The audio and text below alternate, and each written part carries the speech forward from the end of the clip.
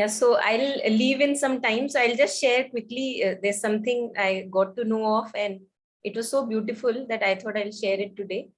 So there is this, I'm sharing the screen.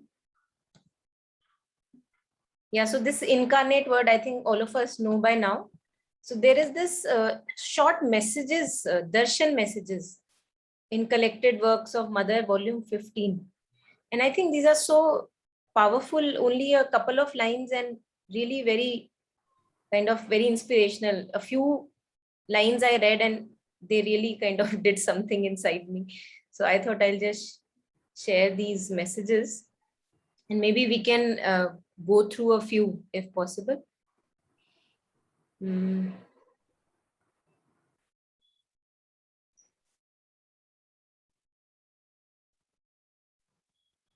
Yeah, for example, this one, 15th August 1961. In the depths of the inconscient, there also shines the divine consciousness, resplendent and eternal. So if we could share reflections on this, what comes to us when we talk about inconscient, and there shines the divine consciousness in the inconscient, in the depth of the inconscient. So what comes to us? I think it would be nice if we can share reflections first on this and then maybe something more.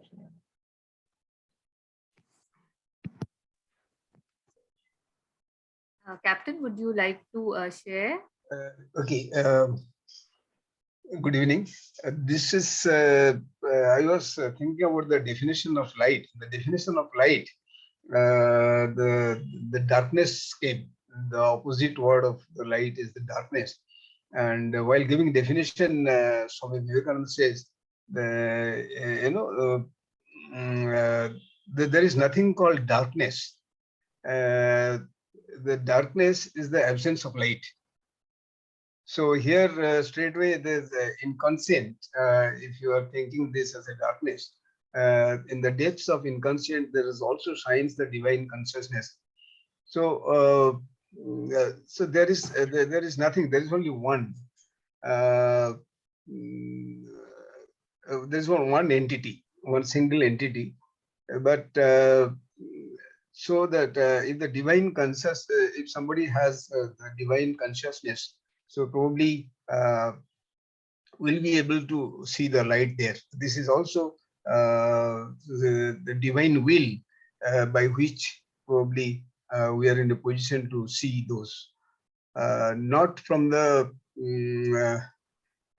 egoistic mind, not through the egoistic mind or by the actual the way of life which we are leading, may not be through that, but we have to have the blessings of the divine consciousness. So probably in that we can see in the depth, like it is a circle. We call it a circle. If you are reaching to the maximum point, so the minimum and the maximum, they are very close by, because after completion of the circle we are reaching there. So similarly, in the depths of inconscient, there also shines the divine consciousness. So these are the immediate thought which came to my mind. Thank you. So Badalji, if you could also share what comes to us when we think about the inconscient. So what is Mother meaning by the inconscient here? Anything that comes to you right away? Inconscient means we are ignorant about certain things actually, so that becomes the inconscient. So in my mind it came that same darkness, actually, inconscient. So the thing through my immediate consciousness, I am not in a position to see anything. So that becomes the inconscient. It's totally dark, totally absence of light there. So that is inconscient. Yeah.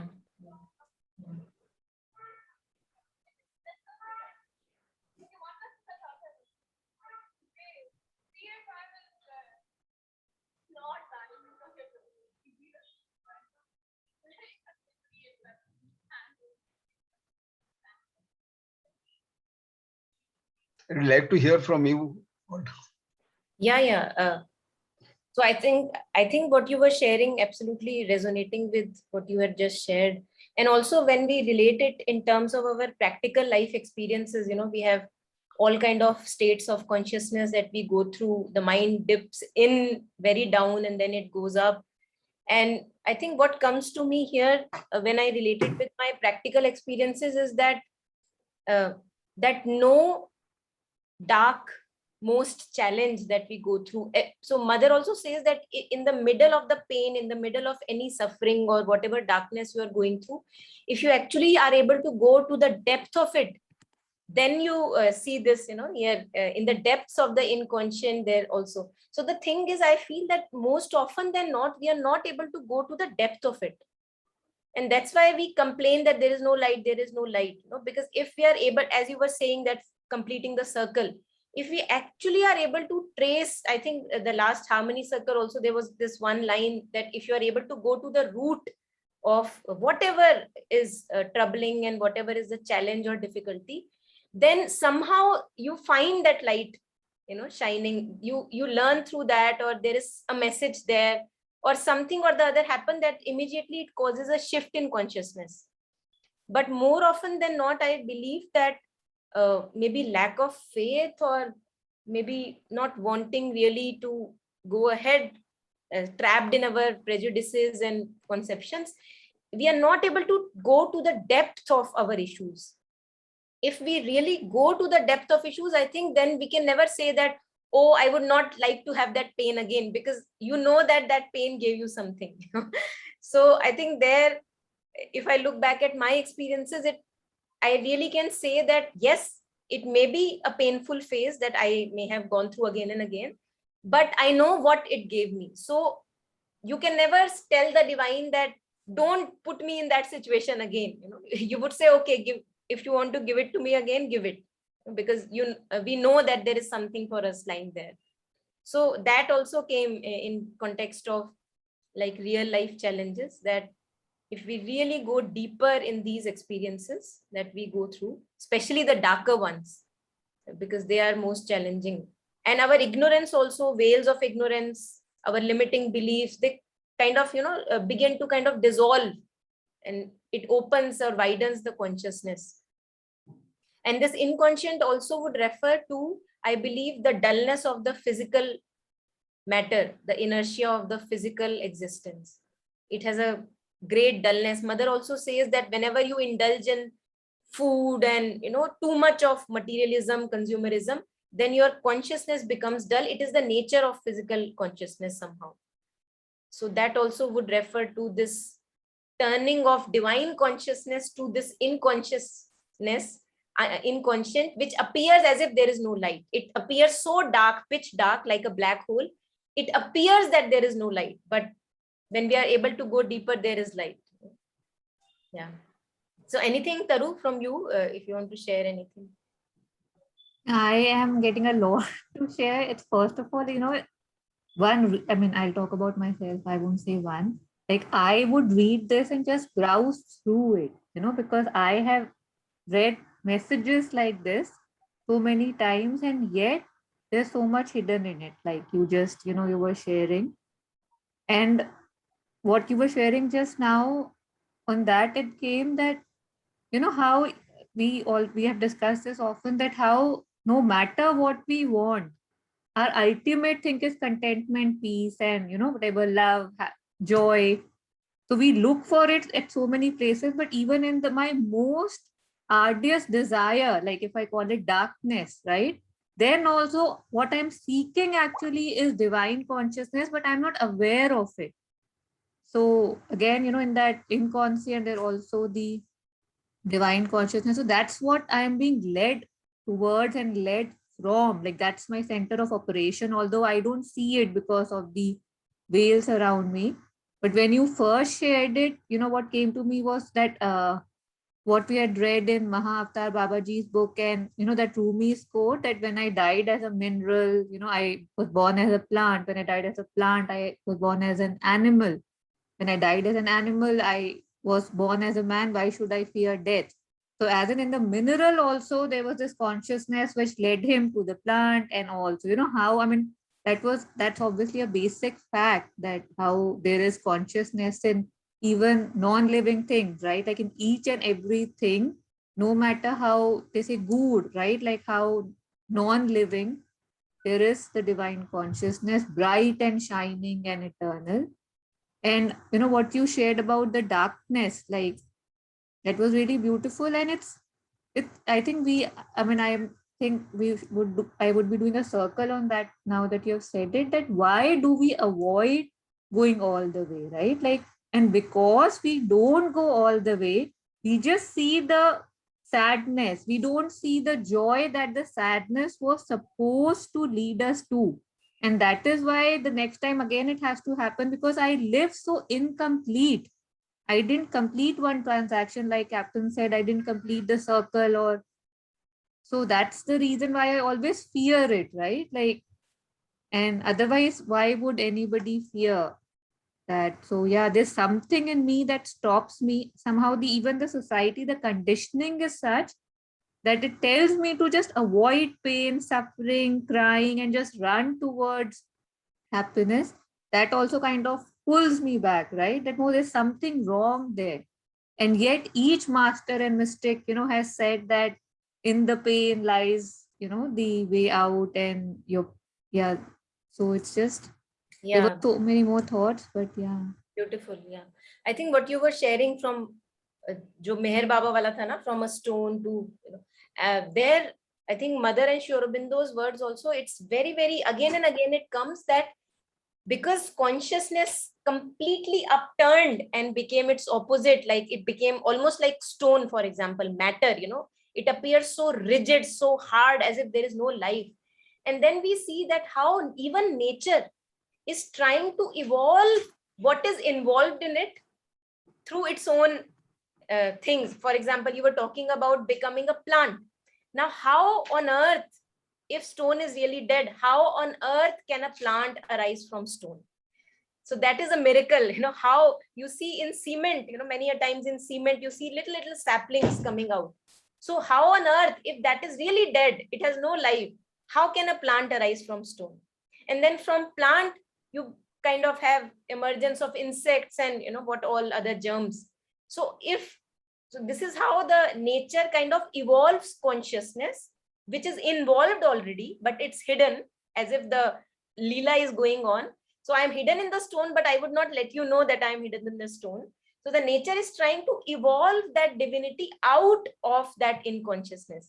So first stone, and then plant, and then, and now even the human race will give rise to something new. So it's the evolution of divinity which is hidden through all these processes of nature, all the calamities, so that the divine hidden can shine forth. So I think it's so beautiful if one reads about the whole process, that even nature wants to collaborate. It's collaborating it actually. Although the process is very deep, like it's a long process, nature's own process, but it wants the consummation of that ananda, that bliss in the material existence. That's what the nature also wants. But somehow, it gets here and there. And that's why Mother stresses upon divine collaboration, that if you want to serve us, the divinity, then you collaborate with the divine. Don't defend yourself, don't be hypocritical, be honest, and all these things. Because as I think the beautiful thing that I heard just you shared, that even when I have a desire, what does that desire want? It wants to be fulfilled, but poor desire does not know that by eating what it wants or consuming what it wants, it would never get fulfilled. So what even desire, if we consider it coming from nature, prakriti, what it wants, it's innocent. It wants only a consummation, it wants its own dissolution. But the way, in ignorance, as Badarji was saying, the way is not known. So once we know that I would not get fulfillment here and there, I will have to find the fulfillment within, and that has to spread out then. The journey from traveling from desire soul to the true soul, in Mother and Sri Aurobindo's words. I think there we realize that some kind of a liberation from that knot of desire soul happens. That my desires are really not going to fulfill me if I want fulfillment. Yeah.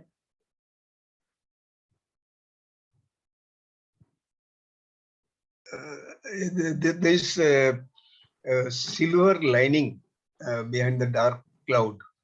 So probably you have to go in depth, then probably you can see the silver lining.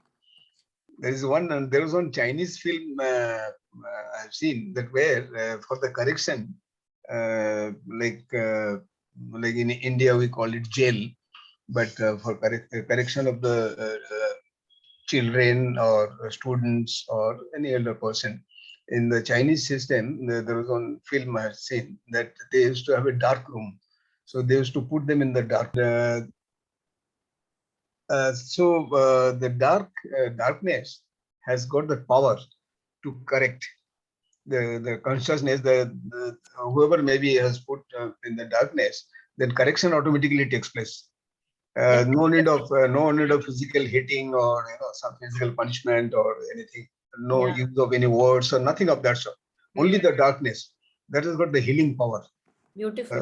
hidden within it. Actually, Beautiful. there is no language, nothing of that sort. It's only the absence of light or consciousness, but it regained the consciousness. So that was the moral of that. Yeah. I think this also reminds me of what again Mother and Sri Aurobindo say, that when this manifestation is happening, because everything upturned and turned into opposite. So tamas, for example, inertia, is actually peace only. The higher form of tamas is peace, the silence of Satchidananda, but it upturned and became inertia. so that's where we have to put consciousness in, that the silence or the peace that we experience in dullness or tamas is actually a true peace, but it's upturned into a negative form. So it's actually coming from the divine or the higher form only of all the silence from which everything is born. So that was also very beautiful. Yeah.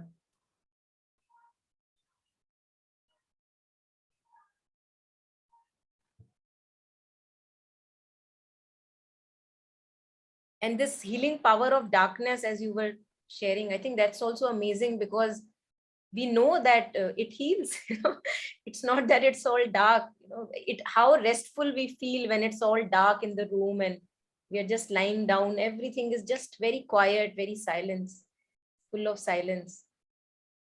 And it's, if we see even scientifically, biologically, these phases of darkness, physical darkness, they are very important for the whole system.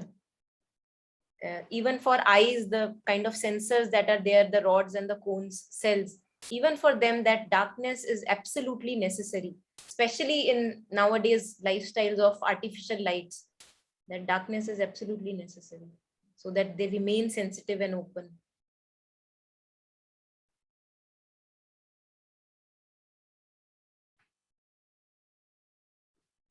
We of course encounter people who are atheists, who don't believe in any divine power or divine as such.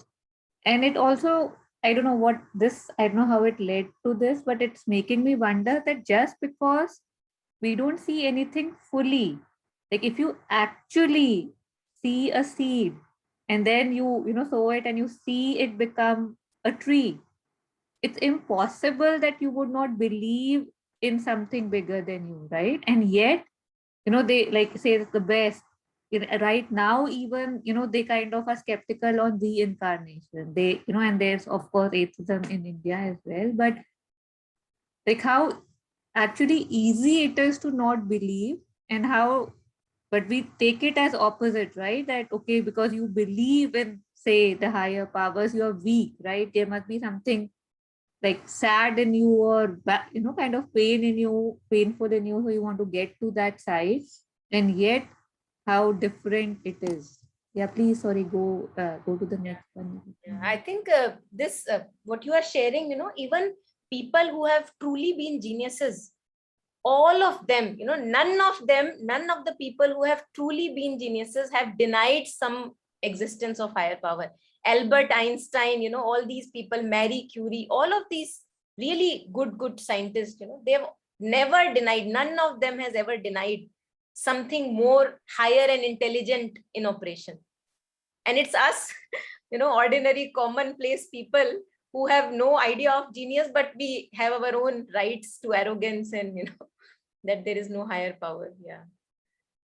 Yeah, I was just kind of browsing through, nothing really.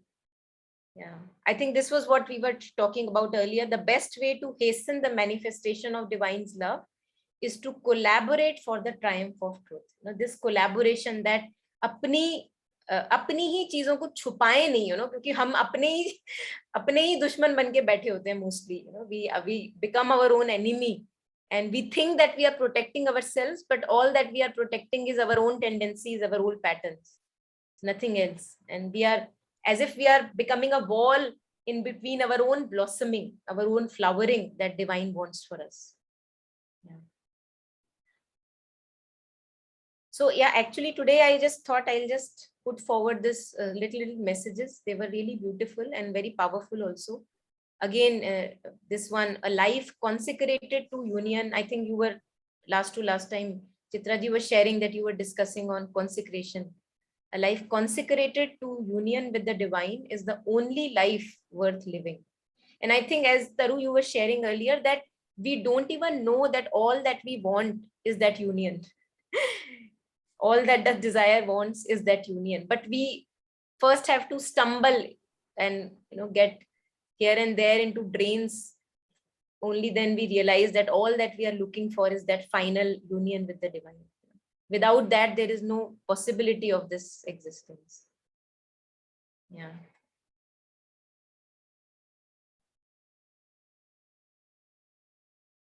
And again, Mother stressing upon the unification around the psychic center. And Mother says again and again that only tragedy is that you have not found your soul. That is the only failure. But for us, we have so many failures. Oh my God, this did not happen. That did not happen. How could you fail in that exam? How could my passport did not come, and so many troubles we are engaged in. And Mother says that the only failure is that you do not unite with your soul. You do not find your true individuality. That's the only failure. That's why Sri Aurobindo also saying that all life is yoga. Yeah. So that means that unification is actually the yoga starts.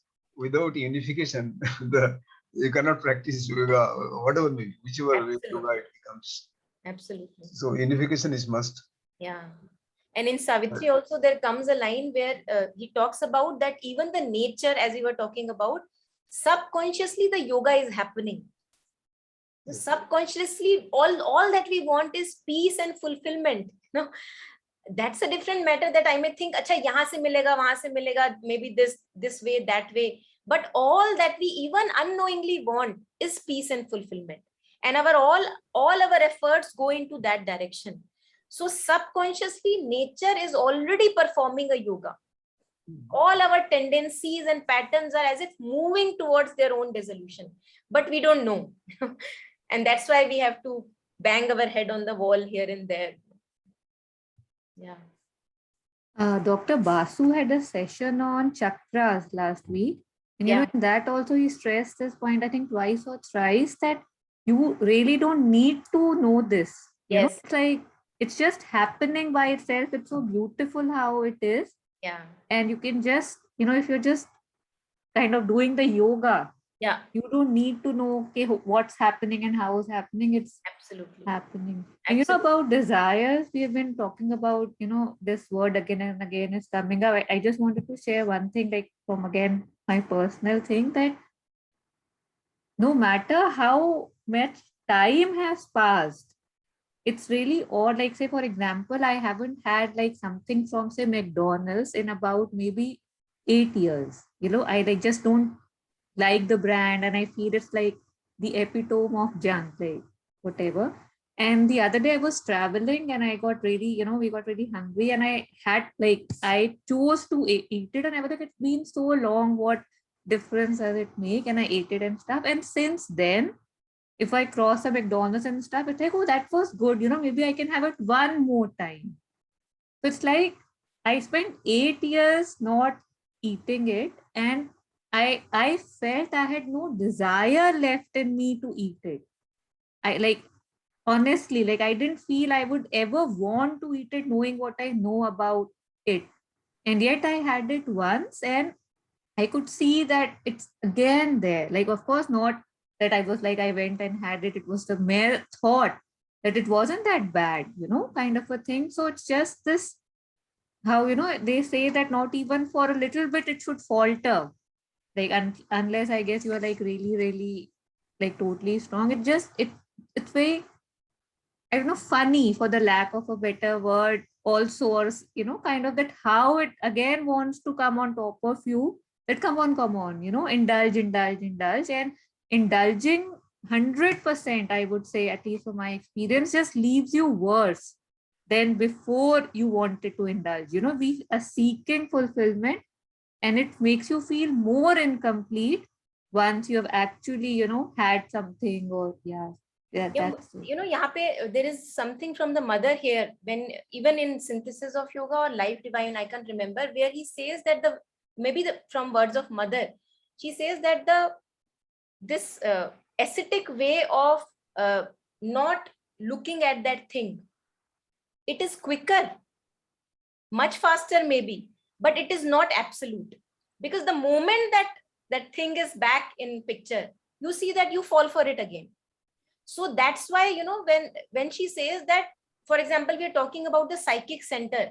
Now, slowly, if the whole of my life revolves around this union only, even when I am having this bite of what earlier used to be desirous for me, I think there, if I put that consciousness that, okay, mother, I am eating that, and may this become a path to unite with the psychic, I think it can actually affect, and that desirous thing and the whole game, it has the perspective to change. Although I completely agree that as long as we are alive, these things are going to be there. No, it's not that I'm over it now. One can never falter in vigilance, absolutely there. But mother says that the ascetic way of keeping yourself away from it, and then the moment it's back, you are again, falling for it again, that's not a absolute way. It's like a bit tricky. You feel that you're over it, but you're not over it. So the best way is then to offer all the movements to the divine. Even, when she talks about 11 points on walking towards the psychic, there she says, you remember, if you had from the workshop also in Sakar. So if you are eating, you offer the food to me, and may this food become a path for my journey. But the thing is, since we are so much in the past all the time, when I'm having that thing again, I do not change the attitude. No, I eat it with greed. And when I'm eating with greed, I fall for it again. And then it leaves a bitter taste also, as you were sharing. So I feel the aesthetic way is easier till you feel that the other one you're capable of, because the other thing is a slippery slope. And me being so clever, I know that, I want this, so let me just offer and eat it. And then I don't see what all went inside, like below it, kind of a thing. So absolutely. it's And I like think me. it has to Yeah. also go in parallel, that it's Yeah. not that, so parallelly the yoga is going on. And only then I can, for example, that famous example of Nisargadatta Maharaj, chewing a handful of marijuana and nothing happening, because he had nothing to do with marijuana. But if I still have even a speck of desire left, which we can never be sure of actually on this path. So again, vigilance. I think, yeah, I would agree that as long as I'm really not sure, I should not venture into it. Yeah. But parallelly, the yoga has to go on, like the way of equality and equanimity, that now it does not matter whether I eat a roti or that thing, it doesn't matter to me. You're somewhere else. Yeah. So I would maybe, I'll have to leave, although I don't want to, but I'm sorry. I have another session going on. And yeah, wishing you rest, good session. Yeah. Bye-bye. Okay, bye. All the best. All the best. Thank you.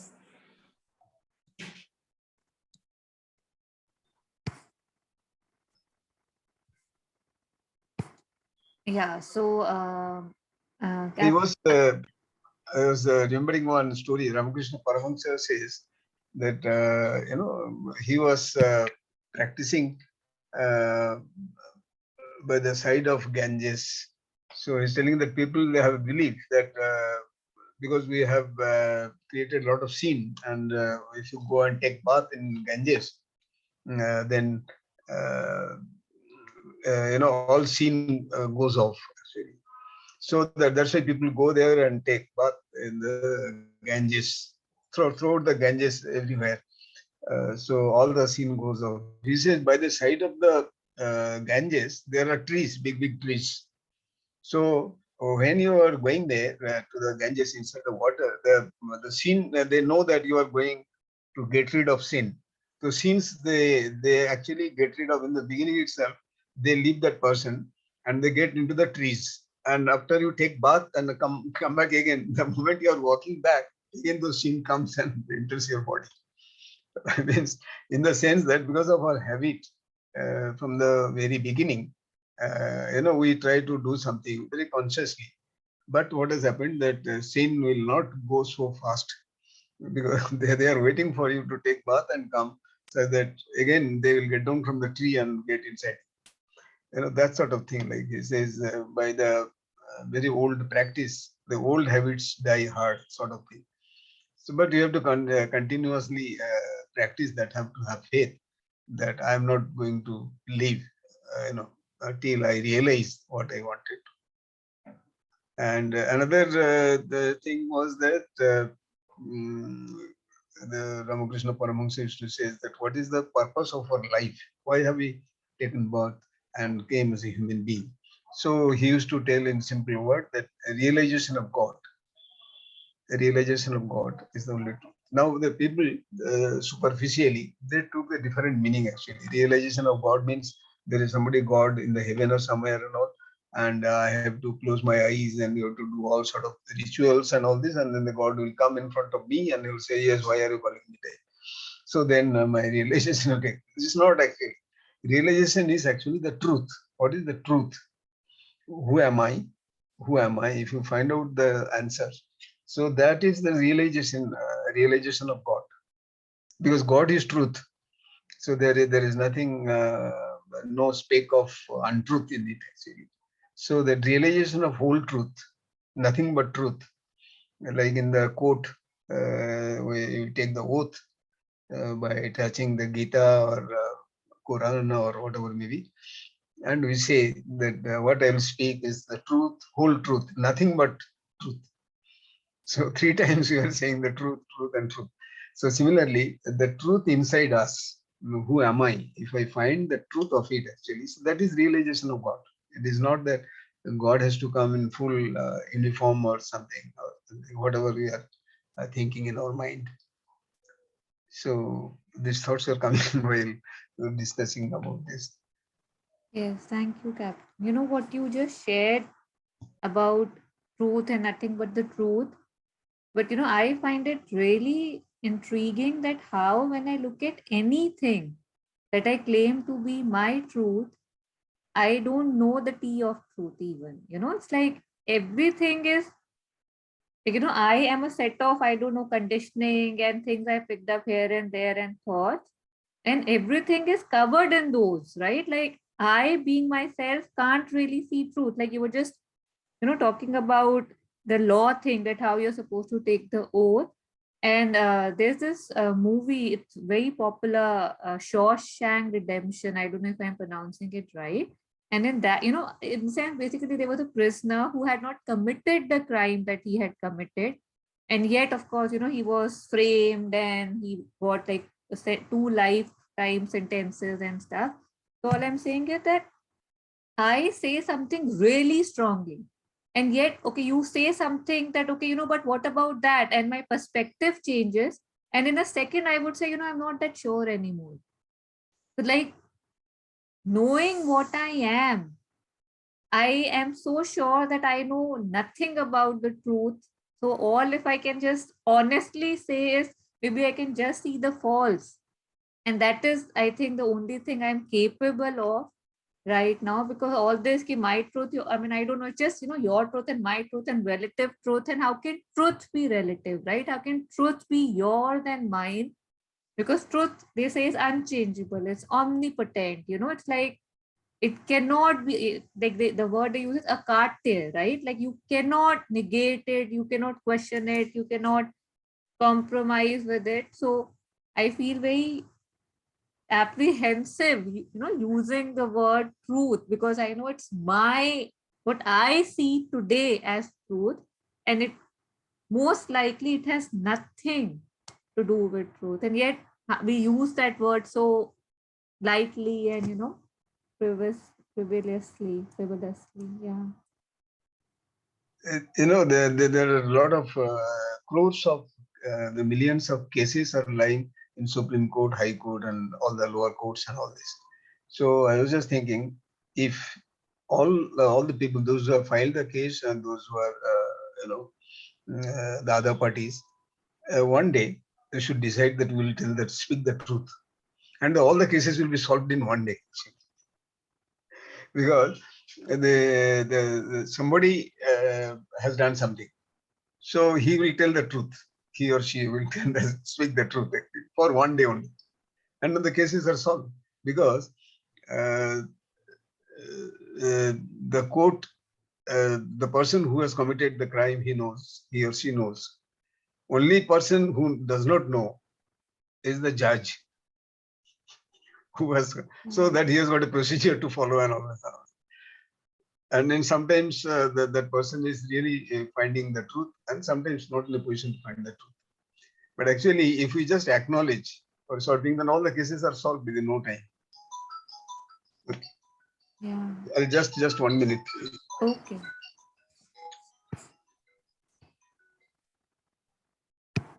Oh, sorry. Yeah. So that is the truth. We have to have whether we call it God or Almighty or whatever maybe, or truth.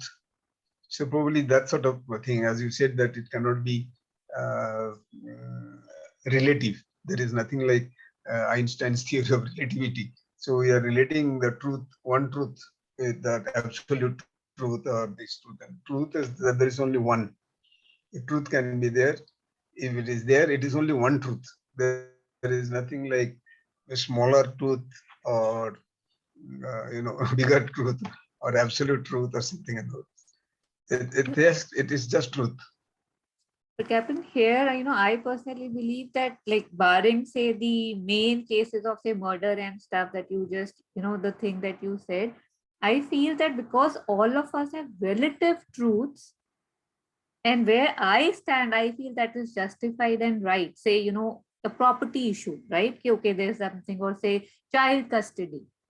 All those major, the bulk of the cases, because from where I stand, I am justified and the other is wrong.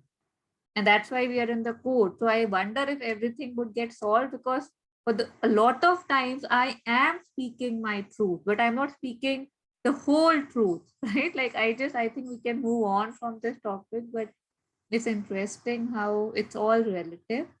And that only shows that we have nothing, if it's relative, it's zero, like it might, yeah.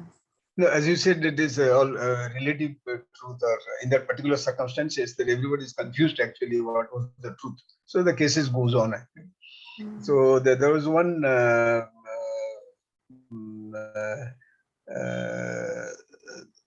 Swamiji from Ramakrishna Mission. He was practicing in Calcutta High Court. So there he used to ask the party, those used to come to him, that tell him the truth actually, what has happened. So if that person has really spoken the truth, so those cases are won actually, because the other party, they could not prove, because the truth cannot be just hidden. What happened is actually, if somebody has done a crime, and actually he has not done a crime, but it has been the circumstances they've created in such a way that it is proved that. So all the cases, there is not a single case that what Swamiji took up, which he lost actually. Because that person, he was told that, see, if you can speak the truth, then you come to me. Otherwise, I'm not going to take your case.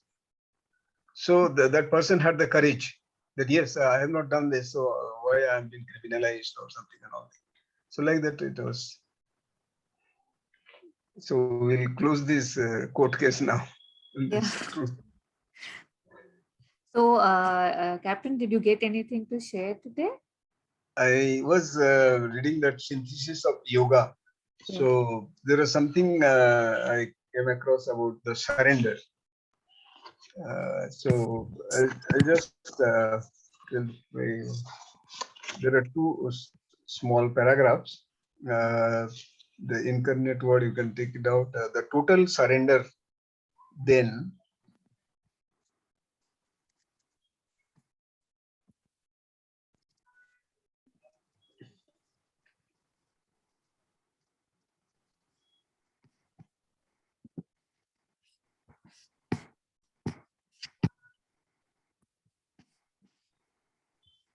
Is this it of all our yes, actions? yes, yes, yes. This is the one.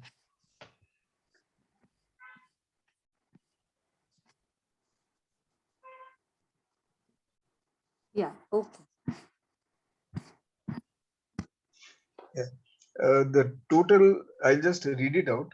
Yes. The total surrender then of all our actions to a supreme and universal will, and unconditioned and standardless surrender of all works to the government of something eternal within us, which will replace the ordinary working of the ego nature, is the way and end of karma yoga.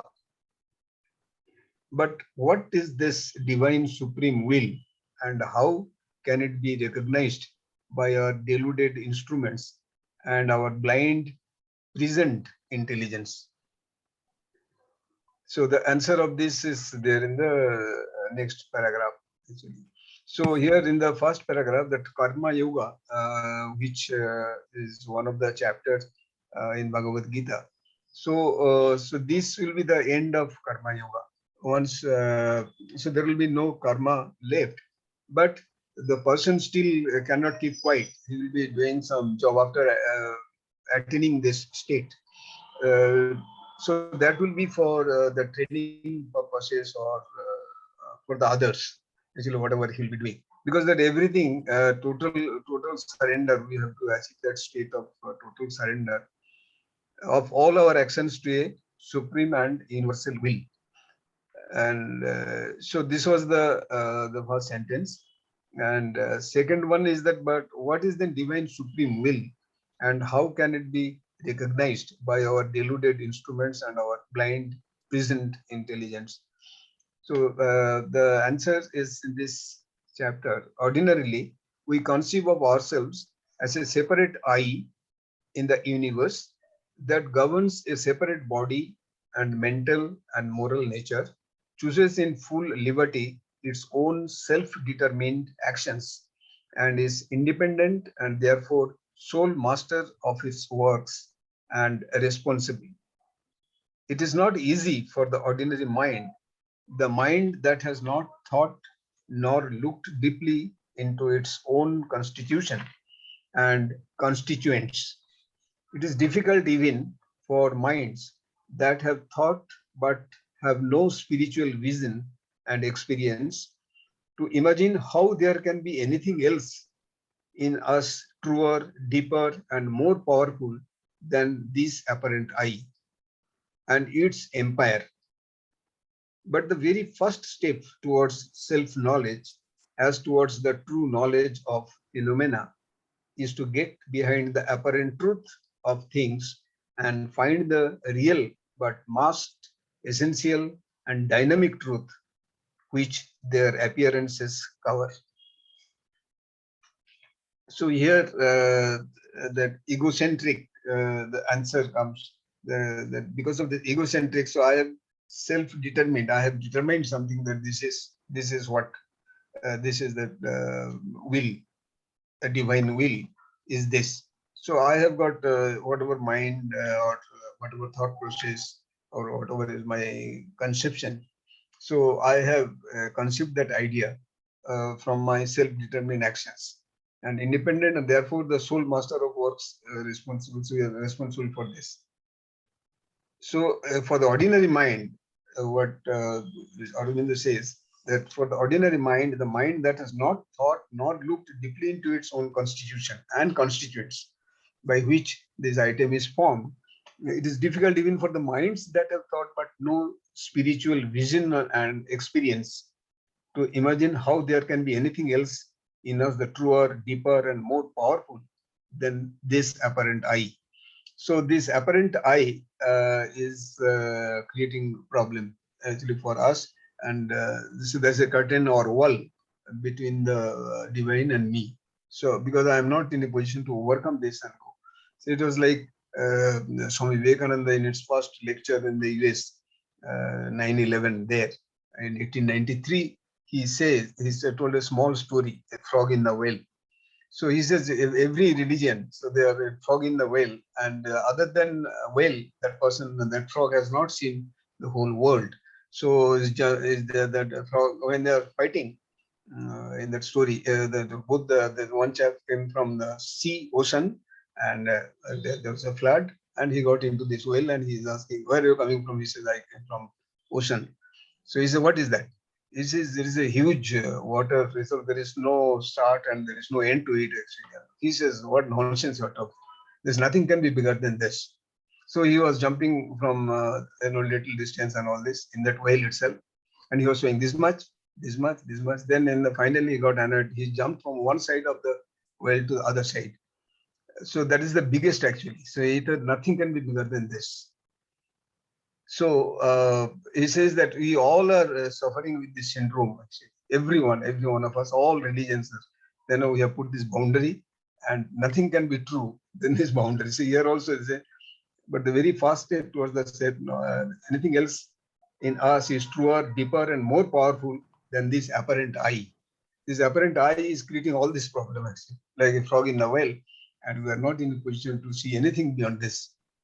But the very first step towards self-knowledge, as towards the true knowledge of phenomena, is to get behind the apparent truth of things and find the real but masked, essential, and dynamic truth which their appearances cover.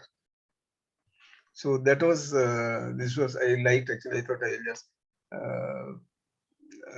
I'll read it out and we'll see the reflections. So I have explained. So now let us see what is the reflection from your side. You know, the first thing that struck me when you were reading was that there's a quote from Rumi, and the quote is something like this: that you have been a prisoner of a little pond.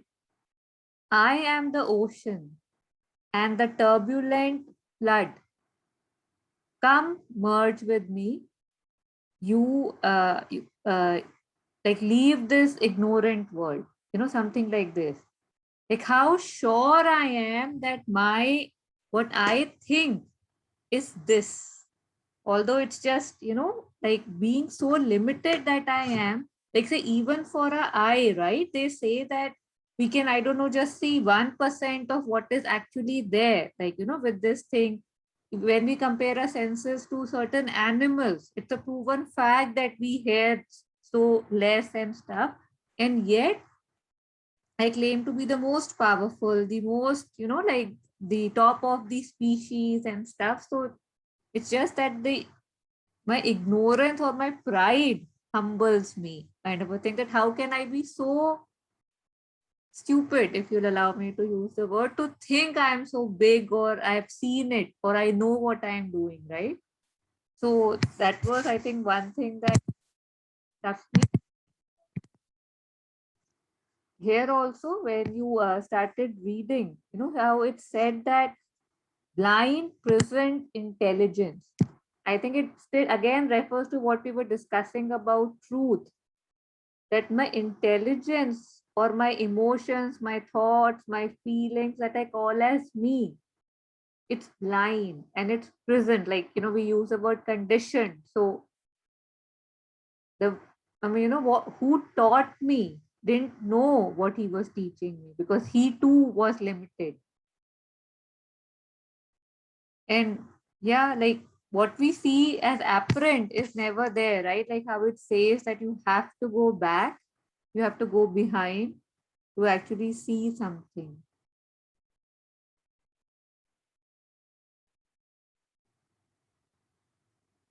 It is not easy for the ordinary mind, the mind that has not thought nor looked deeply into its own constitution and constituents, it is difficult even for minds that have thought but have no spiritual vision and experience to imagine how there can be anything else in us truer, deeper, and more powerful than this apparent.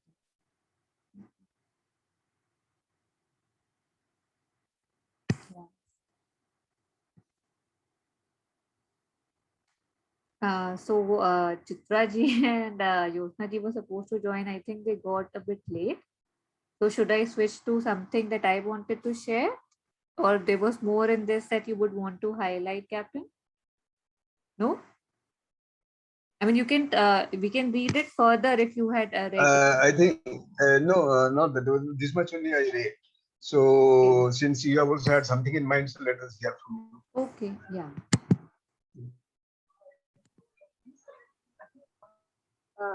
You can see my screen, right? Yeah.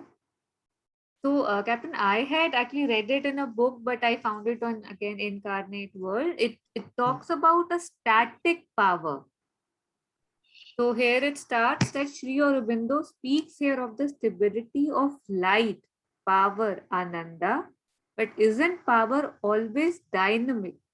Especially in our case, we want things to be material. We want things that has movement. Otherwise, it feels it's not, sorry, either not there or it has no power. So here they say that, well, there is a static power. How to explain it to you? Look, there is the same difference between static power and dynamic power as between a game of defense and a game of attack. You understand? It is the same thing. Static power is something which can withstand everything.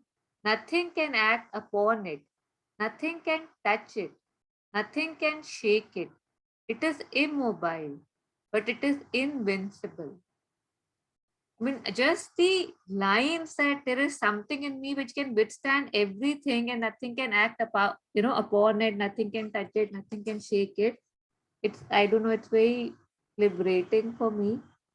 Because for me, I have, levels that, okay, I can take so much, but after a point, I would be like, okay, I think I'm done. I cannot take more. You wanted to share something, Captain, please? In Upanishad, actually, this sort of thought process we find that one bird was there are two birds actually were sitting, and the lower bird in the lower branch which was sitting. So this was busy in eating these fruits and that and in the tree, whatever was growing and all, and so it is bitter.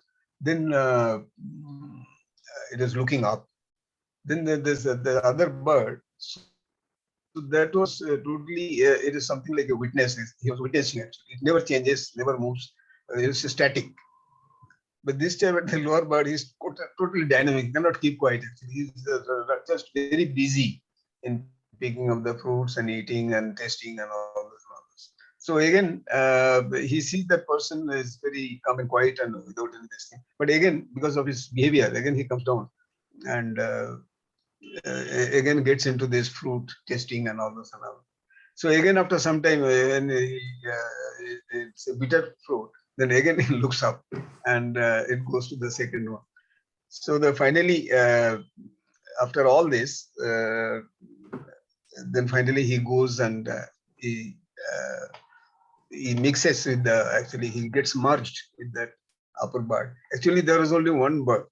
So there is actually in us, inside us, there are actually two different things. One is busy in enjoying this whole world, and another is the witness. Another bird-like thing that is the witnessing actually, like Purusha and Prakriti.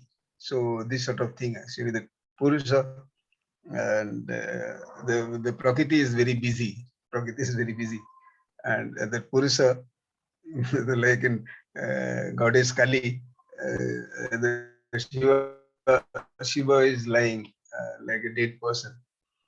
and the Prakriti is there. All this creation and all this are going on. And so we call that Brahma, Vishnu, Maheshwar. Maheshwar means the Maheshwar, he finishes everything. Again, that new creation starts. Again, Brahma, he starts, the creation goes on. And Vishnu is, Lord Vishnu is maintaining, is the maintenance department. And then again, the night comes and Maheshwar finishes everyone. He finishes. So that cycle. So here, the one which is static. So the static, it is within me, but I'm not in a position to know that actually who am I. And this dynamic part of it, so it is just enjoying it, all those activities which you are doing and testing and all this. The dynamic, but again, it is finally at the end, it is going and mixing with it. So this was coming in my mind.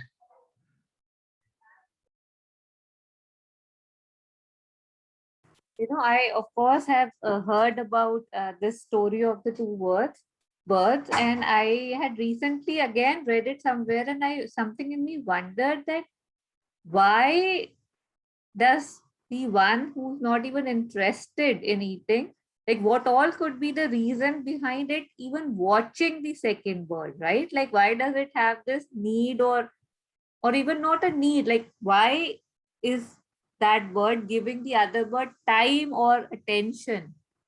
But I had not read this that they were one bird, like like they are both in us. And I mean, I could see that how we had to become from one to the other, but of course we have both in us as well.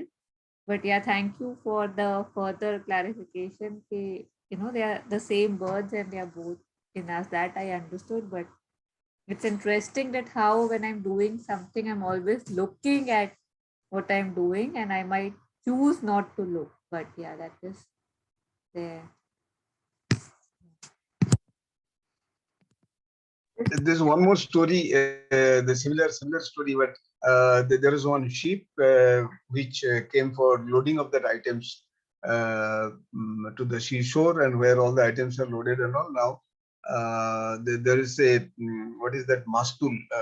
There is a flag post sort of thing. From there, all these wire connections and all this are given. So there, that one eagle, that one big bird, so was sitting. So it was absent-minded and all, and this sheep has now gone into the sea. So this chap suddenly realized that no, I have to go back because this is all only water, water, and water. So then this chap goes towards east, and sees only water, water, and all, and there is no end to it. Then he comes back, and then again from that sheep as a reference point, it goes in the west, then in the north, then in the south. But everywhere he sees that it sees that it is only water, water, and nothing else. So then, when he was totally powerless, there was nothing. He cannot do anything. So then, probably he finally decided, no, I have to sit down on this one. So he came back and sat down in that flat post. So this other bird is actually the dynamic bird. Is actually this. The dynamic portion of this is saying him that, see, if you have to get rid of this place, so I have to go this side. Again, he's saying, no, this side, no, this side, no, this side, and making him to move around. And when totally then everything has been finished now, is over. So then finally settles down, and he becomes the static. So that was the story which was told by Ramakrishna Paramahamsa. While explaining this, actually, what is the because normally that tender age or of the middle age, and if it is told about the God realization and things like that, would say that these are old age job when they retire and things like that, and all, then probably then we will start off and all this. There is nothing that we should get yoga and this and that and all this are not required. So it means because still we are going east, west, north, south, and all this. We are trying to enjoy our life to the fullest extent. And then when that everything finishes, all those are over, then probably the mind settles down. So this was also coming in my mind. Yeah. You know how it's like we are told this so often that we feel that my doing will bring, get me somewhere. And yet it's like when I'll stop doing is I realize that I was always there. Like we have read it, we have heard it, and yet we are just sitting and talking about it, and we still want to do stuff too because all we know is doing, right? We hardly know not doing. So just the nature of the thing, but yeah, there is aspiration and hope. Okay. So I'll just finish with just reading that, and then I think we can. Yes. So static power we read was can withstand everything, nothing can act upon it, nothing can touch it, nothing can shake it. It is immobile, but it is invincible. Dynamic power is something in action which at times goes forth and may at times receive blows. That is to say, if you want your dynamic power to be always victorious, it must be supported by a considerable static power and unshakable base. So the dynamic power is also there, but if you want it to be victorious, it must be supported by a considerable static power and unshakable base. Like the vision that came to me was like of an anchor, right? Like, or say, like the example that you use, the ship. The ship is the static power that it is there. No matter how far you go, east, west, north, south, you can come back to the ship. Like, and yet you feel free to go wherever you want to. I know what you want to say, that a human being becomes aware of power only when it is dynamic. A human being doesn't consider it a power except when it acts. If it doesn't act, he does not even notice it. He does not realize the tremendous force which is behind his inaction, at times, even frequently, a force more formidable than the power which acts. But you may try it out in yourself, you will see it is much more difficult to remain calm, immobile, unshakable before something very unpleasant, whether it be words or acts leveled against you, infinitely more difficult than to answer with the same violence. So I just repeat that. But you may try it out yourself. You will see it is much more difficult to remain calm, immobile, unshakable before something very unpleasant, rather than saying something. So, yeah, I mean, we'll all agree to that, that being silent is tougher than answering back. So, suppose someone insults you. If in the face of these insults you can remain immobile, not only outwardly, I mean integrally, without being shaken or touched in any way, you are there like a force against which one can do nothing, and you do not reply, you do not make a gesture, you do not say a word. All the insults thrown at you leave you thrown at you absolutely untouched, within and without. You can keep your heartbeats absolutely quiet. You can keep the thoughts in your head quite immobile and calm without their being in the least disturbed. That is, your head does not answer immediately by similar vibrations, and your nerves don't feel clenched with the need to return a few blows to relieve themselves. If you can be like that, you have a static power, and it is infinitely more powerful than if you had that kind of force which makes you answer insult by insult, blow by blow, and agitation by agitation.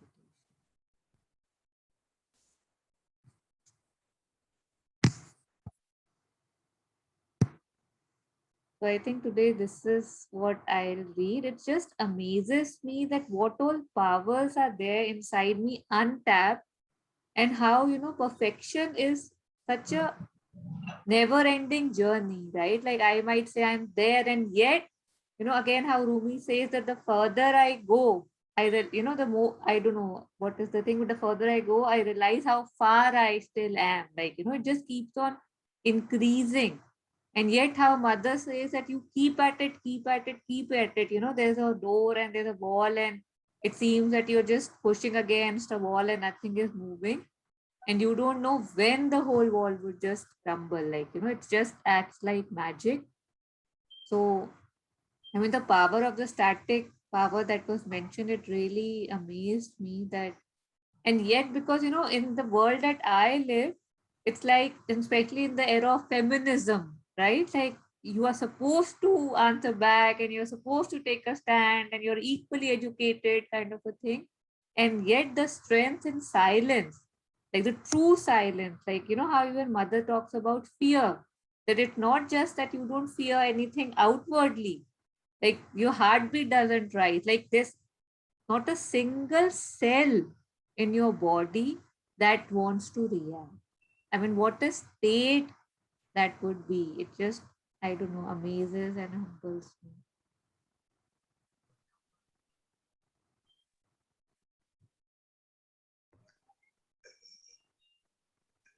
In fact, in Bhagavad Gita, this is Sthita Pragya. Sthita Pragya. They are actually static.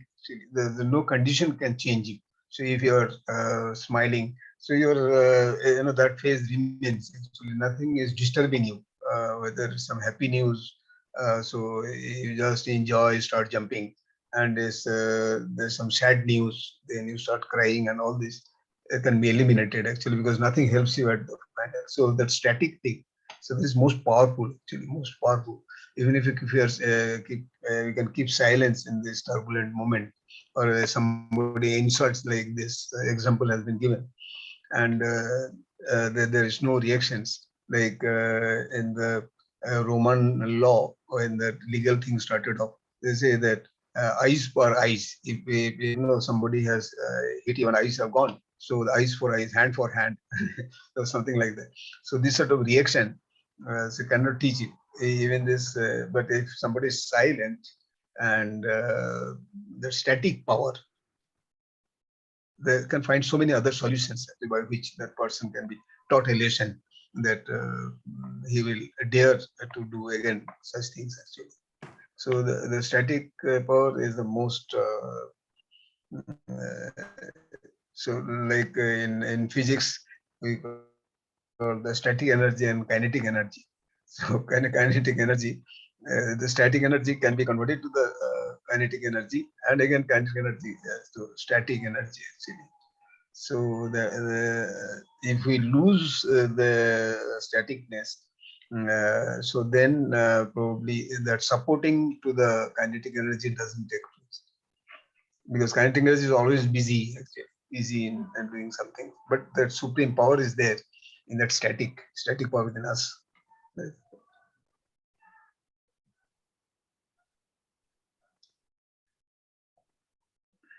Yes.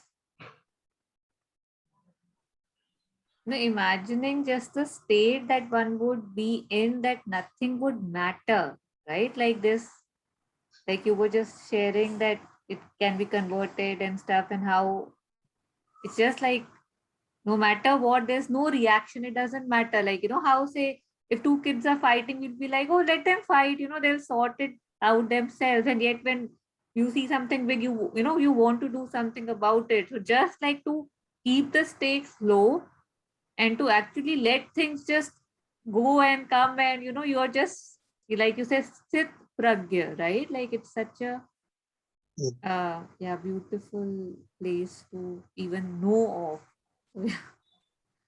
Yeah.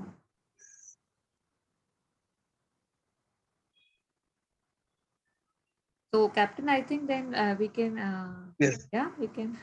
Yeah, I think question. Okay. Thank you for coming. Thank you. And Thank you. okay, thank you.